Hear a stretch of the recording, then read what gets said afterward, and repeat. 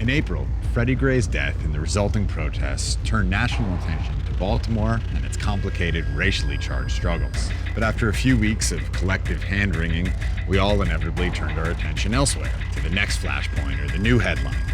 We came down here to Baltimore City now to meet the folks who stayed behind, rolled up their sleeves, and got to work. I'm Ryan Duffy, and this is Now What?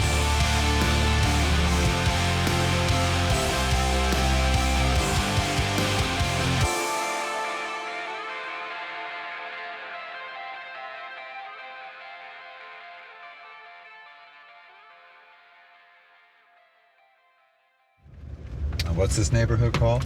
This is an area called Pigtown. Pigtown?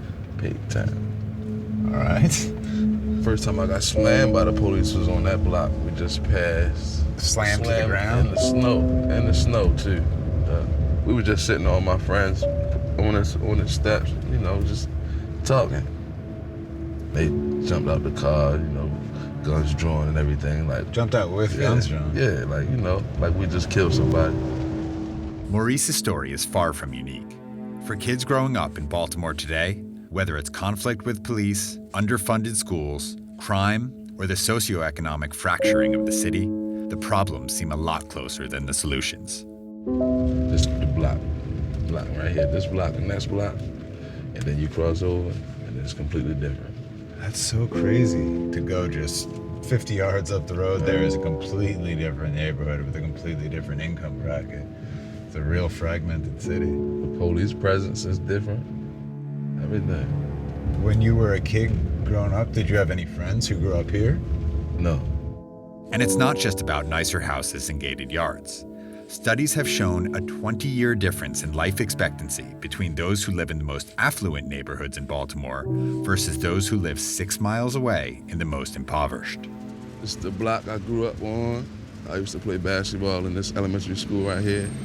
I got robbed right here at this spot right here at gunpoint. Oh, you got robbed at gunpoint right in this right alley. Outside your house. You ever call the cops? Never called the cops before in my life.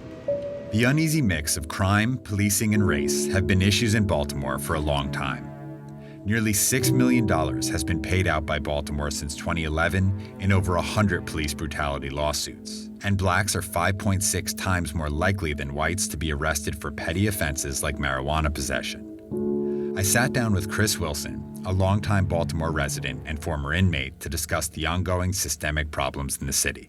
The simple version of the narrative about Baltimore from the outside, right? That's an issue of race, and that's an issue of police brutality, police homicide, right? What's the more complex version of Baltimore?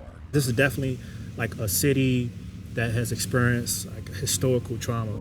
If you look at areas in Baltimore that are impoverished, they've been that way for 40 years. In the 60s, riots took place. People burned down storefronts, and a lot of people left after that. People didn't rebuild. The manufacturing industry declined because of globalization. There wasn't as many jobs. You fast forward to the 80s when the crack epidemic hit. These communities were flooded with drugs. You had to deal with all the things that came with that stuff, crime and people going off to prison. And this neighborhood suffered. Baltimore suffered.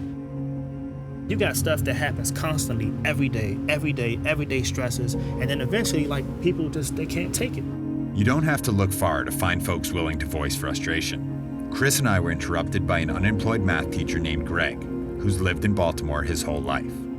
I'm a veteran, honorably discharged, should be respected and honored in my community. Sure. But I will be pulled over by police officers who don't care nothing about us. Right. How can you police a people, honestly, that you don't care nothing for? Right. That's why Freddie Gray is dead today. Right. We're human beings. You bleed red like I do. You want to see your children grow up in a healthy environment. What's healthy about this decay?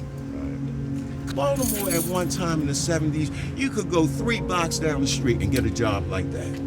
Nowadays, you can't even get a decent job. Right. That's why a lot of men and women, they go to drinking, they go to drugging. Where's the hope at? Right. You take away a man's hope, you're gonna destroy him. It's just that plain and simple. You gotta give people a way out.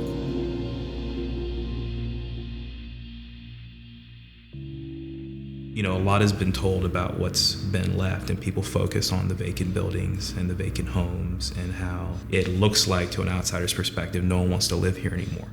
The question we always ask ourselves is, why can't we be to social change what New York is to finance, or what San Francisco is to technology?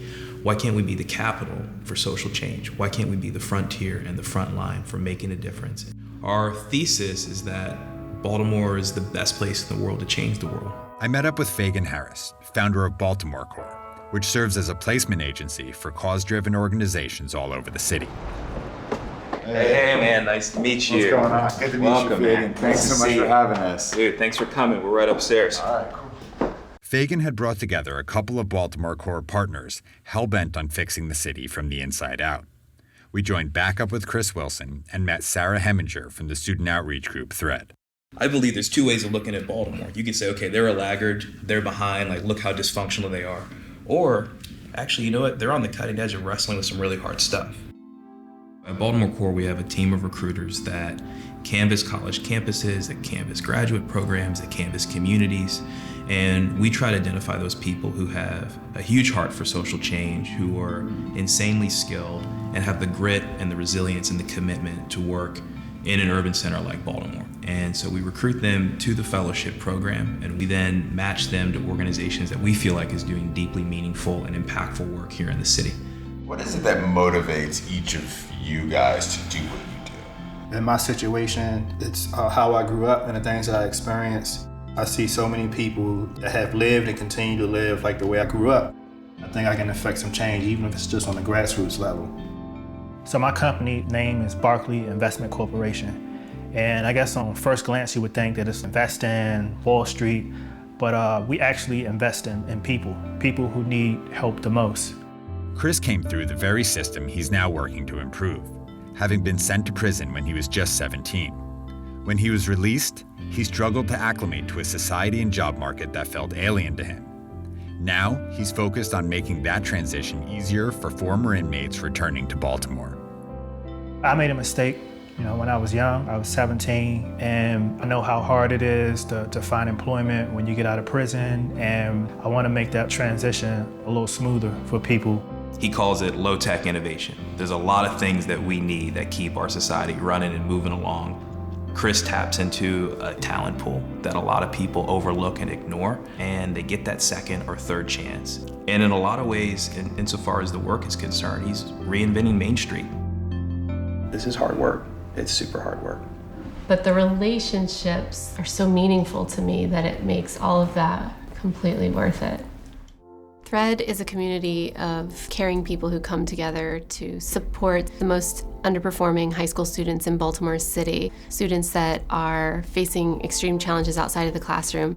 Thread is mentorship on steroids, stepping in where the nuclear family has often fallen out. We're always going to be here, right? We don't understand what's going on necessarily in your lives, but what we've committed to is standing beside you for a decade. They work with students in the bottom 25% of the freshman class to provide whatever is needed. Sometimes it's as straightforward as tutoring. Sometimes it's driving to a student's house and dragging him out of bed. And sometimes it's actually providing that bed. If it all sounds a bit ambiguous, it is. Thread adapts to rough, unforeseen circumstances just like a family would.